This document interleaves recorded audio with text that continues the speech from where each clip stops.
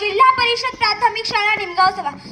मी इयत्ता 4थी मध्ये शिकवत आहे. व्यासपीठावर उपस्थित असणारे प्रमुख पाहुणे, सूर्याच्या तेजाप्रमाणे चमकणारे माझे गुरुजन वर्ग आणि चांदण्याप्रमाणे चमकणारे माझ्या बंधू आणि भगिनींनो, सर्वांना माझा नमस्कार.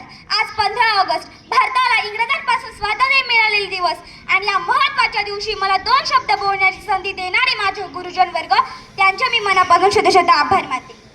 ज्या स्वातंत्र्यासाठी वीरांनी रक्ताची होळी आणि केली गोळ्यांची दिवाळी, ज्या स्वातंत्र्यासाठी वीरांनी रक्ताची होळी आणि केली गोळ्यांची दिवाळी, आणि आजचे वीर हवी फक्त त्यांना इंटरनेटची जाळी, हवी फक्त त्यांना इंटरनेटची जाळी. काय कोणास ठाऊ व्हॉट्सअप आणि फेसबुक मध्ये स्वर्ग त्यांनी पाहिलं, व्हॉट्सअप आणि फेसबुक मध्ये स्वर्ग त्यांनी पाहिलं, आणि म्हणे माझा भारत देश स्वातंत्र्य झाला, आणि म्हणे माझा भारत देश स्वातंत्र्य झाला. ते स्वातंत्र्यवीर, ते स्वातंत्र्यवीर, ते स्वातंत्र्यवीर, ते स्वातंत्र्यवीर, त्यांनी नाही ना शिवाजी देश हातावर म्हणून तलवारीने ओढून इतिहास रचला. आणि आजचे वीर असं करतात, हा मेसेज 10 ग्रुपमध्ये पाठवा, हा मेसेज 10 ग्रुपमध्ये पाठवा, काहीतरी चांगलं होईल अशी अपेक्षा येऊन बसतात, आणि म्हणे माझा भारत देश स्वातंत्र्य झाला, आणि म्हणे माझा भारत देश स्वातंत्र्य झाला.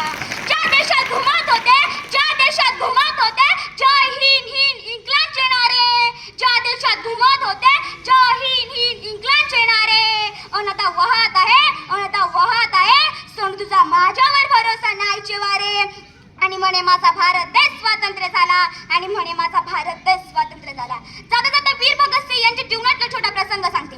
एकदा भगतसिंग राजगुरू सुखदेव जेलमध्ये असताना तिथला जेलर भेटायला आला, आणि जेलर भेटायला आल्याच्या नंतर तो म्हणाला, सांगा तुमची शेवटची इच्छा काय, तुम्हाला फाशी हे निश्चित, तुमची शेवटची इच्छा काय आता. भगतसिंग राजगुरू सुखदेव हे तिघही म्हणाले, आम्हा तिघांना व्यायामात साहित्य आणून द्या. जेलर थोडा आवाज झाला आणि म्हणाला, अरे शेवटची इच्छा विचारतोय आणि व्यायामात साहित्य आणून द्यायला सांगताय, बरं ठीक आहे. जेलर गेला, व्यायामात साहित्य आणून दिलं. भगतसिंग राजगुरू सुखदेव हे तिघही रोज व्यायाम करायचे. हे सगळं जेलर वगैरे त्याची सगळी मंडळी बघत होती. एक दिवस जेलरने विचारलं, अरे आता व्यायाम करून काय फायदा, तुम्हाला फाशी आहे, तुमचं जीवन संपणार आहे. भगतसिंग राजगुरू सुखदेव यांचं उत्तर फार मार्मिक होतं. ते म्हणाले, आम्ही आमच्या देशाला माता मानतो, भारत माता, आणि आम्ही आमच्या देवाला खुश करण्यासाठी आम्ही फुले अर्पण करतो. ती फुले ताजी टवटवीत असतात, सुकलेली फुले देवाला आवडत नाही. आणि त्याच पद्धतीने भगतसिंह राजगुरू सुखदेव ही तिन्ही फुलं आम्ही आमच्या भारत मातेला अर्पण करणार आहोत. ती ताजी व टवटवीत राहावी म्हणून आम्ही व्यायाम करतो. कुछ रहा है दुनिया में हिंदुस्तान का नारा, कुछ रहा है दुनिया में हिंदुस्तान का नारा, चमक रहा है आसमान में तिरंगा हमारा, चमक रहा है आसमान में तिरंगा हमारा.